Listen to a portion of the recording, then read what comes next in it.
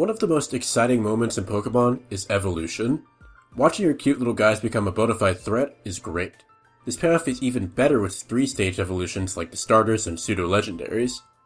However, sometimes things go terribly wrong. Instead of a reward for sticking with the Pokemon until its final evolution, you get the embodiment of disappointment. Today, I'm going over my top 3 picks for the worst 3-stage evolutions in competitive play. On the surface, Unfezant appears decent, maybe even usable.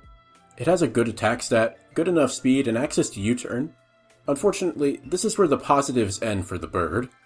To really understand the plight of Unfezant, we have to go back to his debut in Gen 5. The ultimate problem with Unfezant is that its move pool is more of a move puddle. It's generally not a good sign when all of the moves of one of your stab types are labeled as usually useless, and you have virtually no coverage. It also lacks a good ability to help it out.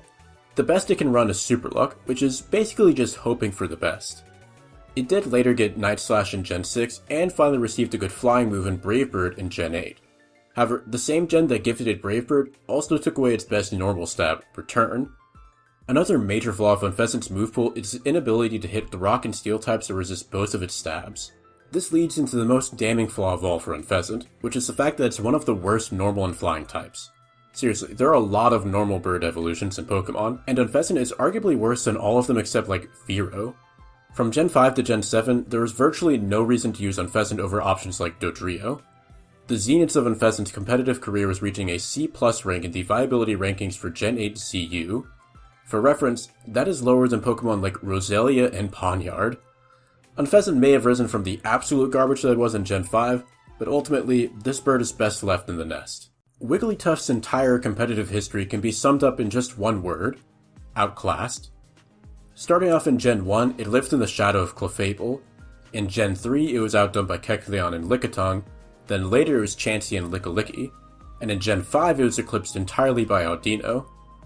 Gen 6 brought it a much appreciated fairy typing, but it would still find itself outshone by other fairy types like Clefable again, Clefairy, Silvally Fairy, and Alcremie. Basically, Wigglytuff has never been the premier option for any role in any tier since a better normal or fairy type has always been around. Wigglytuff does have a couple of promising assets. Its HP stat is of course humongous, and it has an equally huge move pool. However, Wigglytuff has a tough time leveraging those assets given how terrible the rest of its stats are. Wigglytuff also has no good abilities to speak of through Gen 5, getting only Cute Charm and Frisk. It wasn't until Gen 6 that it got an actually decent ability in Competitive. Competitive proved a useful addition for Wigglytuff. Competitive in tandem with Stealth Rock makes Wigglytuff a Stealth Rocker that isn't safe to defog against. Unfortunately for Wigglytuff, ZU in Gen 6 would be the last time Wigglytuff would see any real use. The fairy typing, new ability, and slight increase to its special attack gave it but a moment of relevance. Power Creep brought superior fairy and normal types that quickly encroached on Wigglytuff's sliver of viability. In modern competitive play, Wigglytuff has no business even in ZU. Ultimately, Wigglytuff has always been, and will continue to be, outclassed. There are many bad bug-type Pokemon. However, even among the relatively bad bug types, many are able to carve out a niche with strong moves like Sticky Web and Quiver Dance. Even some of the worst bug types like Beedrill and Dustox have had their moment in the sun. Beautifly has had no such honor. Beautifly is, without a doubt, one of the worst fully evolved Pokemon of all time. To even mention it in the context of competitive play is a farce.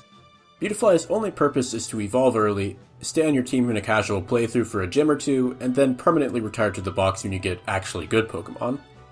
You might think, well, at least it has access to Quiver Dance, maybe that makes it usable? You'd unfortunately be wrong. Beautifly holds the dubious position of being the worst Quiver Dance user of all time, except for perhaps the equally terrible Wormadam.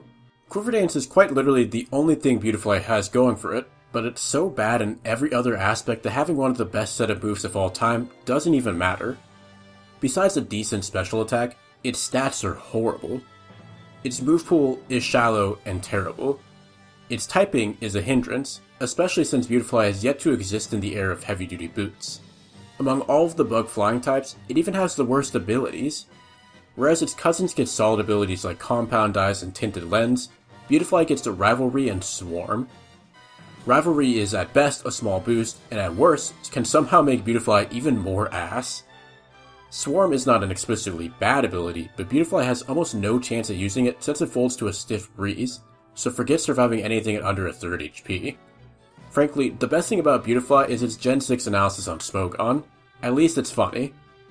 Competitively speaking, Beautifly basically doesn't exist. To quote its Gen 3 analysis, don't use Beautifly.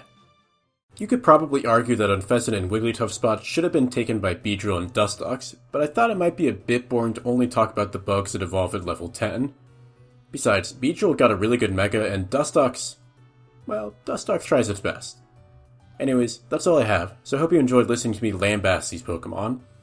I'll see you next time. Take care.